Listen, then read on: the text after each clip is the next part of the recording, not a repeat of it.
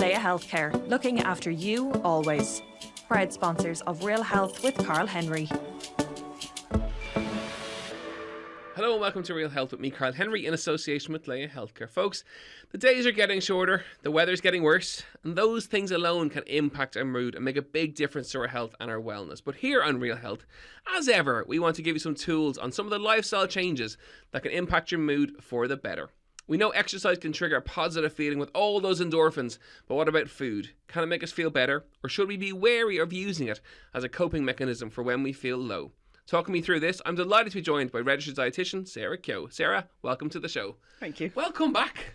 It's nice to be back. How's it going? Grand, busy, I think. It's that time of year, isn't it?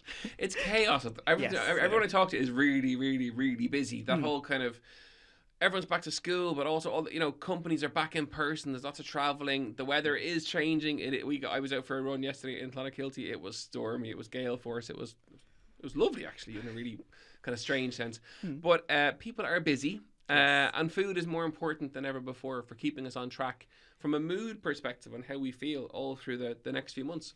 Definitely. And I think, we have such a fantastic focus on mental health over the last few years, which is just wonderful to see. And there's so many things we need to do to look after ourselves mentally as well as physically. And I think what's fantastic is your food can have such an impact on that as well. And there's so many places to look and things that you can actually do. And people use food as a comforting thing, don't they? They do, but it's not necessarily a bad thing because, I think we get stressed and life happens, and it doesn't have to be big things, but it can be. But there's a lovely expression, we often self-medicate with food, that if you're very, very stressed, you might find yourself reaching for certain things. And I think what's very interesting is that one of the nutrients we typically go for when we are stressed is carbohydrate. And, when I'm talking about this, I often say, if somebody is stressed, they'll come home from work and they go, God, I had a heck of a day. I am going to have crisps or chocolate or sweets or a big bowl of pasta or whatever it is. Nobody ever comes home from a bad day at work and thinks, God, that was a heck of a day, I'm going to have a salad. It's carbohydrate, but there's a reason for that. We have receptors in our brain that are triggered when we eat carbohydrate to help us feel relaxed. So we are medicating our stress with the carbohydrate. And for you to do that now and again is absolutely fine. It really, really is. Now, if it becomes sort of a long-term investment in a vast amount of carbohydrate when you come home... It's the quantity, isn't it, that's important? It is. And if it goes on for a long time, then obviously there's issues around weight and things like that. And particularly if you're going for crisps or high fat, then maybe cholesterol is in there and that can be its own stress. But I think the odd time if you had a bad day and you happen to come home and eat an ice cream or a bar of chocolate, I wouldn't stress over that as a way to do it. And I wouldn't fight with not doing it. It's good to have lots of things in the toolbox in terms of managing stress, but if your thing is to eat something, it's better you didn't get drunk. You didn't maybe go out and take illegal drugs. There's lots of things people do for stress. They come home and shout at their kids, So I think if you came home and had a bar of chocolate, I often think it's one of the safest things to do if you're actually looking for a way to just chill on after a day. And is there anything in the kind of the winter concept where in the summer it's easier to eat the salads and the lighter foods, and in the winter we kind of psychosomatically know it's going to get cold, so we'll eat those kind of comforting, warm, kind of more carb-rich foods because of the fact it's getting cold and wintry. And I think we tend to lean into that comfort food, but I think we have to remember there's loads of comfort foods that actually are hugely beneficial, and this is the season for your stews and your casseroles and your nice hot curries and all of those things. And what you want to be doing there is getting your vegetables into it, because the research, we hear so much about vitamin C and immunity, and it is so important for that, but vitamin C in your brain is really important as well. And we know that lower levels of vitamin C are associated with poorer mental health. And the thing, we tend to be brilliant on the salads during the summer, and we have the bit of the fruit. Wintertime, it's too cold. It's just too cold in Ireland. There's no point pretending we're going to eat a salad. But you'll have your hot vegetable soup. You are going to have your stews, your casseroles, and they're really easy things to make as well. So they're lovely things to remember. Don't let the veg go just because it's wintertime. Yeah, we need the colour, the vitamins, the minerals, the antioxidants, all the lovely healthy stuff that comes from colourful fruit and veg. Keep getting, and even if it is in a soup form or absolutely a stew form, fine. It's perfect. Because people say, oh, did that boil all the goodness off? And really no. Okay, yes, you're going to lose a bit of the vitamin C if you've boiled it for 4 hours, but you'll still get plenty. There's not none. And it's definitely better than not eating the vegetables at all. And the nice thing about sort of soups and stews is any vitamins that come out into the water, you're eating that as well because it's in the soup or it's in the stew or the casserole with it as well. And in terms of vitamins then for the winter months, so presumably D is important? Definitely vitamin D, absolutely. And we know with research around vitamin D that it does help produce anxiety as well. And, you know, in Ireland, the sun that hits Ireland from October right through to March is too weak to make any vitamin D. So, you know, I hear people go, well, I go for a walk in November and it's sunny. And it just doesn't matter if it's sunny, you're still not making vitamin D. And we know that over 90% of adults in Ireland don't eat enough vitamin D either. Mushrooms? It depends on how they're grown. Mushrooms, it depends on how they're grown. Do you know, I'd love to see more research specifically on that. What I would say is that they're mostly grown indoors. The vast majority of mushrooms that we eat are grown indoors. So it depends on the actual light that is used to grow them. So you will see vitamin D on some labels for mushrooms, but other mushrooms won't have them. Okay. So you've got to be really careful on that. I see lots of people going, oh, I eat mushrooms. And you're like, well, tough, you know, your vitamin D is still low. So vitamin D foods are oily fish like salmon and mackerel, and then eggs. After that, there's very little. You know, someone was asking me about butter a while ago, and I because I'm a nerd and a dietitian, I added it up, and you'd have to eat 94 pats of butter a day to get your vitamin D. It's a lot of butter. It's a lot of butter. I'm not recommending it. Go for the fish. But to be honest, take fish, a supplement. Eggs, mushrooms that are grown have vitamin D on it. Yeah, okay. But a supplement, you know, unless you're eating a lot of fish, definitely you're 5 to 10 micrograms a day through the winter for sure. Vitamin B? So the B vitamins are the most interesting one when it comes to mental health, because once B vitamin levels start to fall, we do see that drop in mood, more anxiety, more depression, but also low energy. And sometimes the two can be confused. You're not necessarily depressed, but you're just tired and everything is an effort, and it feels you might as well be depressed, if you know what I mean with it. So your vitamin B12 is incredibly important, and your vitamin B12 is going to be found in animal foods. We really don't find it in plant foods. You will get some in one type of seaweed, which is called nori. But other than that, we really don't get it. I've seen that in sushi. Yeah, so that's where you'll often see it. But other than that, it's milk, meat, eggs, fish is really where you get B12. So someone who's on a fully plant-based diet with no animal foods needs to either supplement with vitamin B12, or they need to eat foods that have vitamin B12 added. And it's often added to some of the milks and things, plant-based milks. What can happen though for a lot of people is you can stop absorbing it. So B12 is an interesting vitamin in that it needs to combine with a substance in your stomach to be absorbed. And some people have an autoimmune condition that destroys this. So even if they're eating plenty of B12, it's not coming in. So you might need an injection. If that's you've had that. They're not pleasant injections, but they're good. Years and years and years ago, I did Ironman triathlons as a vegetarian. Okay, that's and tough going. I was B12 deficient morning, noon, and night, pretty much. Yeah. And I know the signs of it from it. It would be fatigue. I'd go out for a run. A normal run that would normally be easy would become very difficult. I'd ring my GP. I'd be straight into the GP. I'd get the injection, and 2 days later, I'd be. The results are incredible. Unbelievable. Like when I always love if you work with somebody and the B12 is low, you're like, oh, this is going to be good. Because 2 days later, like that's a miracle cure. It's incredible. Now listen, don't rush out and start taking B12 injections, people. Okay, by the way, it's not going to work. But you know, you might have like if you have celiac disease, for example, B12 is often low. But as I said, on a vegetarian diet, it often drops. On a vegan diet, it's largely absent. So they're just two places to watch. But we know from studies looking at people with low levels of B vitamins, if they increase them, it really makes a substantial difference. B6 for anxiety. So that, that kind of, cheap B complex supplement is brilliant. And it's something I'd recommend a lot for people if they are having issues with mood. It's a really good place to start. And of course, getting your bloods checked is the way to find out if you are deficient in any of these things. It is, but a lot of them aren't routine tests. You'll kind of get vitamin B12 done. But again, we often talk about the worried well. If you're otherwise quite well, don't be running off to get this done. But if you are really tired, if you are struggling, if your mood is low, I would always say start with that, because one of the things that I've seen over the years working in clinic was people who would come into me for advice around depression, and I'm chatting away to them and I'm going, do you know something? I think you have an underactive thyroid. And they cross over, because with depression you have that low mood, that lack of energy, lack of interest in things, and that travels with low thyroid. But with low thyroid you also get hair loss, you're cold, your skin is dry, you're constipated. And it was interesting over the years, not a huge number, but certainly people over the years who come into me thinking they've had depression for years, but when we sent them to the GP and got checked and put them on L-Troxin, again, back to normal. So I think, if you have that low mood, it's very easy to fall into the trap of thinking, right, this is it, this is where I am. But, something, go to the GP, get a few checks, go and see a registered dietitian. You'd be amazed what people are missing out of their diet that they don't realise.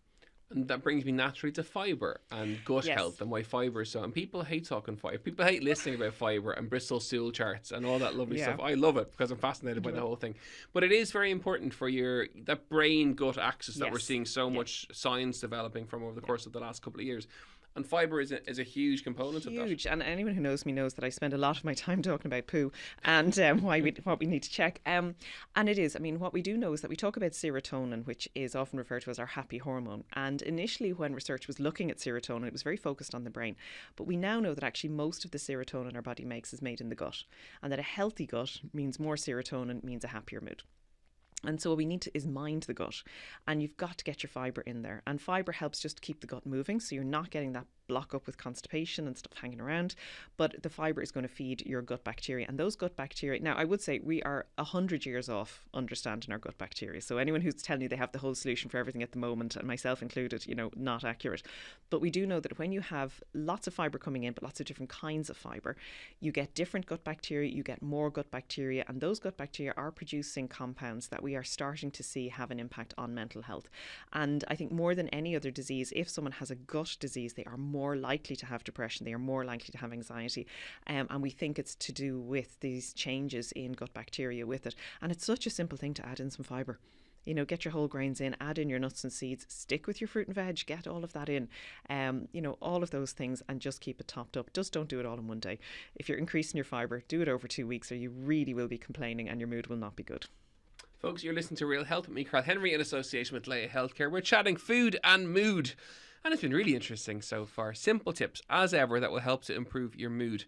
Alcohol is an obvious one, but let's go there. Well, alcohol is kind of interesting because, in terms of mood, if you're feeling stressed, a glass of wine or a beer, a lot of people will take it to relax. And, it's like anything, now and again, that's fine. But again, if you're leaning into alcohol as your crutch, it's obviously going to lead to other issues.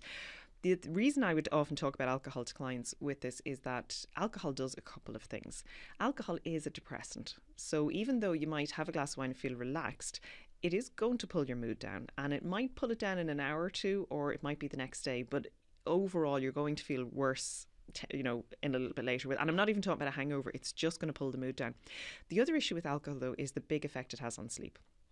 And we know that if your sleep is poor, if you're missing sleep, if you're getting less than 7 hours sleep a night, your risk for anxiety and depression goes up quite a bit.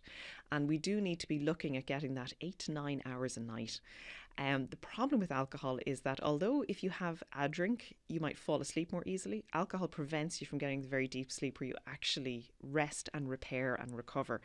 And it's even where you put memories down for the day and sort through whatever's happened in the day. And, if you do that on a Friday night, once a week, it's probably not having that big an effect. But if you're someone who's having one beer, one glass of wine, but you're doing that every night, it's having an issue. And so many people I've worked with over the years, particularly people who maybe job is very stressful, they're coming home, they're having the glass of wine, so they're not sleeping well that night. So when they go into work tomorrow, it's a harder day. So they're having another glass of wine or a beer. And this goes on. So often when I'd be working with people, one of the first things I do is take them off alcohol altogether for about 6 weeks. It's not sort of a lifetime ban. But the idea is just to get 6 weeks of sleep. And sleep, you can't underestimate how important your sleep is. Even on a food choice level, when you sleep, you make better choices naturally. Absolutely. In terms of healthy foods and not so unhealthy foods. Totally. I mean, you'll actually see a difference, and studies are so fascinating on this, that if you're sleeping less than 7 hours a night, you typically eat 150 to 300 calories extra the next day. Wow. We could do a whole podcast on that. But it's so fascinating the impact that sleep has on. Back in and talk about that. That's fascinating. That's going to be the tagline of the episode: how not to eat 150 to 300 calories more per day. So simple, yeah. Talk to me about iodine. So iodine, and this actually goes back a little bit to the thyroid. So iodine is this lovely mineral that we need, and it's important for thyroid. And your thyroid is involved in your metabolism. So that has the impact. If your metabolism is slower, everything is slower. Mood goes down, more signs of depression. My concern with iodine at the moment is that in Ireland, we don't have a huge amount of iodine in the soil. So it's not coming up into plants and meat and so on like it would in a lot of other countries. And it's just geography. It's not that we've poisoned the soil or anything like that. It's what it is. So in Ireland, we typically get most of our iodine from dairy, particularly milk. And so if you're drinking, now we're still quite borderline on it in Ireland at the moment anyway. For most of the research we have is in teenage girls, but it's quite borderline in just about hitting amounts with it. What's of concern is the sort of trend at the moment for people to walk away from dairy. Okay. And a lot of people, if they don't want to take dairy, that's absolutely fine. They know they need to get calcium somewhere else, but I'm finding very few people know that they need to make up their iodine. And we are seeing big drops in iodine in people who are not using dairy, where the dairy isn't coming in. Now, you will get iodine in seaweed as an alternative. You will also get iodine in whitefish. So we tend to talk a lot about oily fish, but white fish like cod, things like that, actually have quite a bit. So it's one just to watch, because again, you've such potential to affect thyroid, and then mood is down, and that does what feels like depression is there. And I think it's just one I'd be really concerned about if someone is taking out the dairy. All milks, or it just all the milk, kind of no. the fortified ones? So all milk will not naturally. We add it in as part of the actual processing of, well, not processing is the wrong word even on dairy, but just in production of dairy with it. Iodine, it's part of, so it comes in with that. Like it is added as such with it as part of that. So it's in the milk for that reason. But it is an important source, and I find most people just don't even enter their head about iodine and how important it is. And it's particularly important for brain development during pregnancy, which is why we are very worried about it in Ireland at the moment. But just from a mood point of view, definitely one to watch. Omega-3s. So omega-3 are just really fascinating when it comes to the whole area of sort of mood and brain and health. And I think what we need to remember is your brain is 60% fat. Most of the fat in your brain is omega-3, and it's a particular type called DHA. And DHA is this lovely fat, and it's part of brain and nerves. So, if you think of your nervous system, your nerves as big long strings, and then you have this little jacket of fat around it, and it's a bit like this sort of lagging jacket around copper piping, and it helps to keep the signal going where we want it to go. And so DHA is really important in brain development through pregnancy, early childhood. But as kind of adults, we need to maintain that. We update our bodies all the time, and we do that, with our food, what we're eating. So we have to keep topping that up. So we do know that people who have lower levels of omega-3s, so DHA is one, and EPA, and they're two that come from fish.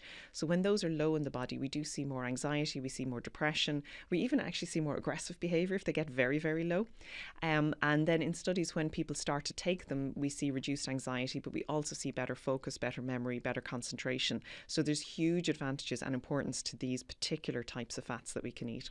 And how many portions of fish a week? Is it more the merrier? Yeah, I mean, 2 at least. Well, one we'd always say, like, if you can get at least 1 in, that's going to be fantastic. But fish isn't equal when it comes to omega-3. So you're looking at your oily fish to get the big amounts. So your salmon, your mackerels, sardines, trout would be really good. So if you eat a serving of salmon, you're going to get about 2,700 milligrams of the fish oils that you're after. If you eat sea bass, which is a white fish, you will get 400, which is actually not bad. Other white fish, you might be looking at 20. I eat the white fish. I don't eat anything else. I'm a very odd eater in many ways, but from a fish perspective, it's hake, cod, all of that. But the rest of it, no. So the oily fish are much stronger tasting. So you're definitely not alone. And people are like, I just can't. Now, I often joke 16 goes will get you eating anything, but you might need to put sauce on it or do something with it. And I think in Ireland as well, we tend to think of fish fried in a pan, whereas if you can mix it into a risotto, if you can put it into a fish pie, if you can mix it into other things, the flavours are masked. Fish in a curry is a fantastic way to get people eating fish if they're not into it. Curry. Yes. Oh, no. But there's really lovely ways to do it. Like if you did a Thai green curry, but you put salmon into it. So, but look, it's if you can't. But I said the sea bass is a good. Now, there's always supplements, and I have to say, as a dietitian, food first. But if someone is really just not going to take the fish, you would look at a good fish oil supplement. And I'm emphasising fish oils here because although you do get omega-3s in plants, it's different. The type of omega-3 in plant is a type called ALA. Now, ALA has fabulous benefits elsewhere in the body. It's great for lowering cholesterol, but when we look at things like anxiety, depression, brain health, we're just not seeing quite the same benefits from the plant omega-3s. So you can actually get vegan DHA, which comes from seaweed. So you will get a little bit of DHA in seaweed. Now, you'll never eat enough seaweed to get enough DHA, but it's extracted and into supplements. So you can get this sort of vegan DHA, which is quite popular. But it is fish that you're really looking for with this. And we see tremendous benefits, even in terms of helping to prevent things like Alzheimer's and dementia with getting the fish in. But definitely from anxiety, depression, your EPA is just a gorgeous omega-3 to be taking. And it is really important to say that, there's no certain food that will cure anxiety or depression. And we're not suggesting in any way, shape or form that that's going to be the case. No. That, obviously chat with your GP, but any of the things that we talk about over the course of the episode, they will improve your mood and giving your body the best kind of foundation possible to be well. And there's research looking at diets and mood. And, people would look at, say, the Mediterranean type diet as one method. And it's been studied to show to improve mood. But you've got the fibre in there. You have, the different fruit and vegetables. You have the fish. You have all these things that we were talking about. And that's one way of putting it together. And I think if you have depression for whatever reason or no reason you understand, have a look at your diet, because one thing that does happen, if people start to get anxiety and depression, they often start to eat badly. So, you might start out with a great diet. We said poor diet doesn't necessarily cause it. But suddenly, if you're depressed, you don't feel like cooking. You don't feel And like even shopping. if you're having a bad day Yeah. of low mood, and you may not suffer from anxiety or depression, you're just having a bad day. Yeah. And you're more likely to ring the takeaway on the way home. Yeah. And once in a blue moon, that's fine. We all do That's- that. yeah. But it's the regular. And, so what we'd often see is by the time I might see someone in a clinic, someone is eating no fruit, no veg, dinner is a bowl of cereal or a takeaway. And so you might start off Oh, the feeling cereal thing for unwell. dinner is it's a very common thing. isn't it? Very common thing, very common. And like, again, not the worst thing you could go for, but in terms of getting protein and all those other things in. But it just means that by the time you might see somebody, diet can be so bad. So maybe things would have picked up, only they're just not giving their body the nutrients that are needed. And if all else fails, you can start with supplements. But I would start leaning into food because you're not getting fibre from your supplements. And that's a lovely place. I'd often say just start there. Start by increasing fibre. And then you can make another change with it. It's not always easy to start making changes when you are just in that place. But one small change. And on the fibre component then, talk to me about how you might know if you're not getting enough fibre. Is it bowel movement? It is bowel movements okay, largely, yeah. Okay. All right, look, we'll jump in and just Absolutely. do it. So, Right, listen, we talk about all things here on Real Health. Absolutely, we're not shy. So presumably you start with people. The question people always ask is, "What's normal?" So that can vary, I presume. A little bit, but not really. Okay. Because I often hear people say, "Oh, that's normal," and actually it isn't at all. And it's normal for them is I've been doing that my whole life, but not necessarily okay. So, well, sorry for people on this, but basically you should be going to the loo once or twice a day. It should not be once or twice a week. And if you're going more than twice a day, I'd probably go and check that up. It should come out easily. If you're going every day, but you're kind of taking 15 minutes to kind of get it out, you probably need to increase your fibre. Okay. And it should look like a cracked sausage.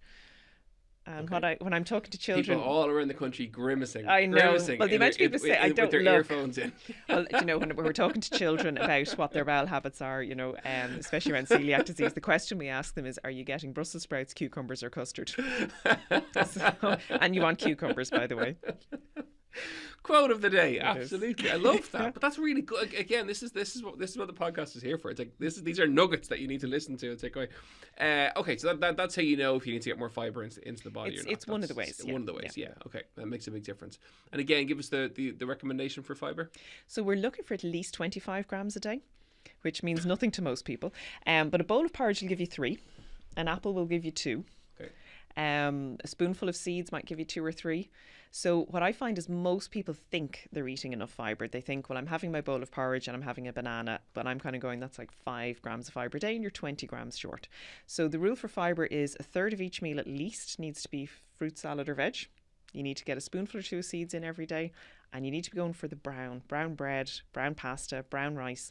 And if you can kind of get that going, it's brilliant. I mean, vegans and vegetarians are way ahead because they get their protein from their pulses, their beans, their lentils, so their fibre is just phenomenal. It's brilliant. But you don't have to be on a plant-based diet, but you can have the vegetarian meal. You can put a handful of lentils into, your shepherd's pie, into your spaghetti bolognese. There's loads of ways of topping this up. But it's a lovely way of just bringing up the fibre with that. So, yeah. As ever, I love when you come in the studio. It's fascinating. You've all this content in your head and dying for someone to ask. It's brilliant. It's absolutely fantastic. If people want to follow you, I do on Instagram. If people want to follow you, where can they find you? So I'm at Sarah Keogh or D on Instagram, and my website is eatwell.ie. Sarah, thank you for joining us today. As ever, we'll have you back in. We've got lots more topics we're going to pick your brain on over the course of the next while. Folks, that is it for another episode of Real Health with me, Carl Henry, in association with Leia Health. You know where we are, at Carl Henry PT on Instagram and realhealth@independent.ie. You've got lots of homework and lots of tips to try over the course of the next week or so. And we'll see you next week for more Real Health. Slán go fóill. Leia Healthcare, looking after you always. Proud sponsors of Real Health with Carl Henry.